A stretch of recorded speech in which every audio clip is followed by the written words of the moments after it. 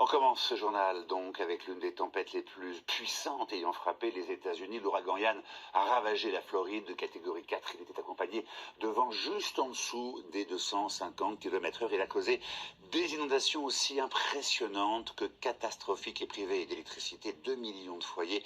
Le bilan humain est encore compliqué à établir. De nombreux habitants se sont retrouvés prisonniers de la montée des eaux. Récit signé Jean-Baptiste Bruno. Voici vu du ciel les premières images de la presqu'île de Sanibel, en face de Fort Myers. Il n'y a plus de rues, plus de jardins visibles, que des maisons dont le toit émerge de l'eau. C'est ici que Ian a frappé le plus fort. Les dégâts sont immenses, beaucoup de maisons sont éventrées, celle-ci est ravagée par les flammes. L'ouragan a tout emporté sur son passage, comme ce toit qui ne lui a pas résisté. À Kissimmee, dans le centre de la Floride, la nuit dernière fut une épreuve pour tous les habitants. Je vais bien, mais ce fut le plus terrible ouragan que j'ai jamais vu de ma vie. Et j'en ai vu beaucoup. Je suis choquée. Il y a des endroits où l'eau a atteint 2,50 mètres ou 3 mètres. C'est vraiment dangereux. Il y a beaucoup de gens âgés ici, vous savez, ils ont besoin d'aide.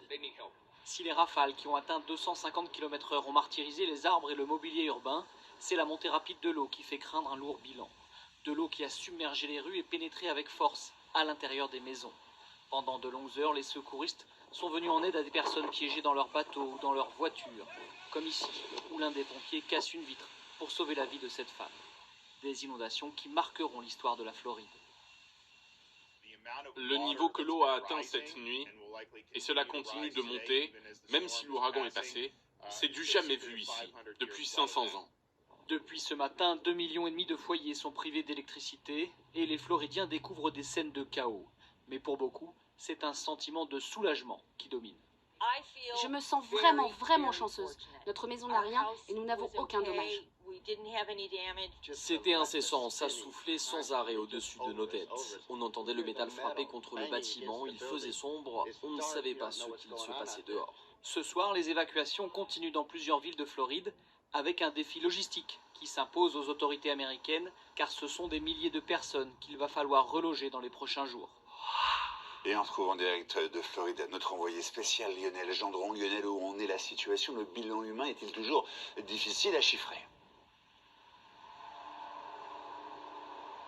Il y a quelques minutes, Joe Biden a évoqué un bilan humain substantiel. On sait que dans ces cas-là, chaque mot est pesé, analysé. Substantiel, ça peut vouloir dire important, ça peut vouloir dire conséquent. En tout cas, ça rejoint les propos d'un shérif de comté ce matin sur la chaîne ABC, l'un des comtés les plus touchés par l'ouragan. Il parlait de très nombreux morts, des propos qui n'ont pas forcément plu aux autorités car elles veulent la maîtrise de la communication. Il y a beaucoup de disparus, ça c'est certain, mais disparus ne signifie pas forcément morts. Ce seront des personnes qui éventuellement ne sont pas joignables car n'ont plus d'électricité, plus de téléphone. C'est pour ça que les officiels veulent compiler toutes ces données avant de donner un bilan officiel. Mais en tout cas, quand la Maison-Blanche parle de pertes humaines substantielles, ça annonce de mauvaises nouvelles.